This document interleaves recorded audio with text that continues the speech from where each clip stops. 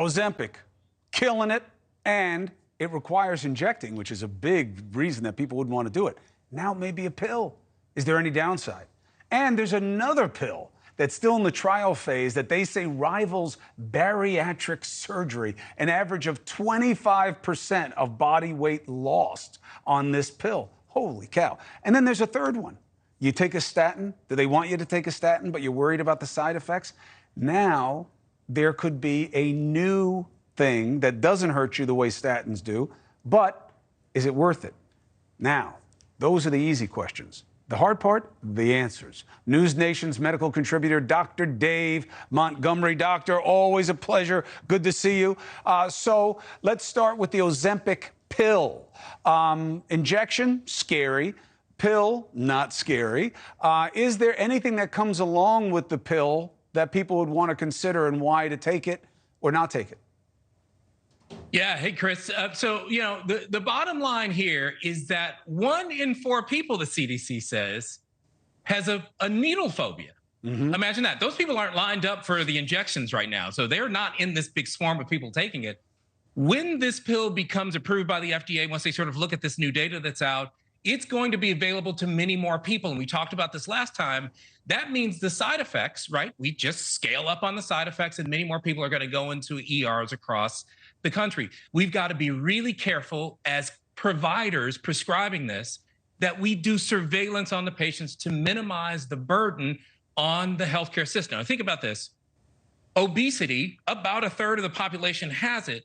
And it's not just a simple condition, right? We are talking about a condition that has a lot of nuances to it. It's not just go and exercise more, because if it were, we wouldn't be talking about it today. This is a problem that costs literally tens of billions of dollars. And guess who pays for it, Chris?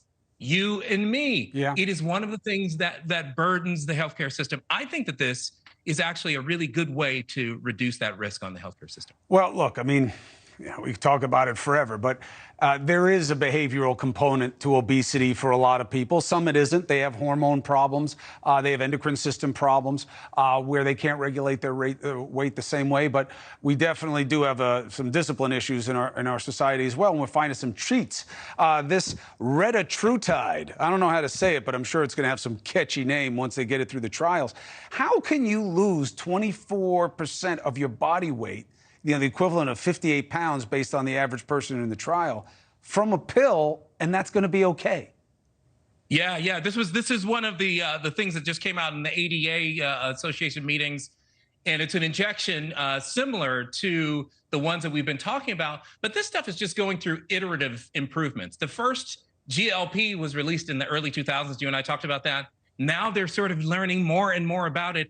As we learn more about it, machine learning, AI, real patients, we're going to get better still. Now, here's the deal.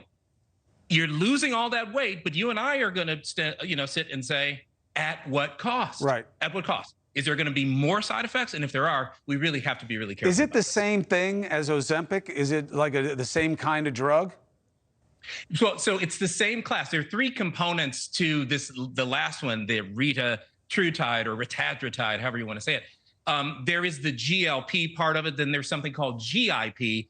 Right. And then a third component, glucagon. So it actually affects many more systems, many more receptors, I should say, in the body. One last quick thing.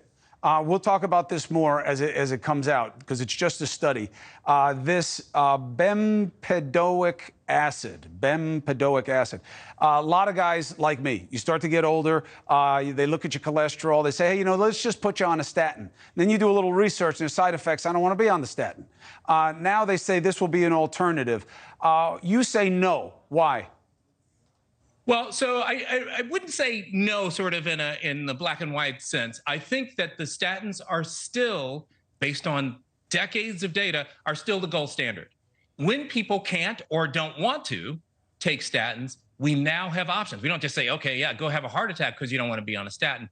Bempedoic acid has been shown to reduce cholesterol about 20%. Here's the big deal on the research that just came out. It reduces the risk of heart attack by 23%. And that's a disproportionate decrease in heart attacks. So, who wouldn't sign up for a 23% reduction in heart attack if you have a risk for it? Everybody would. Yeah.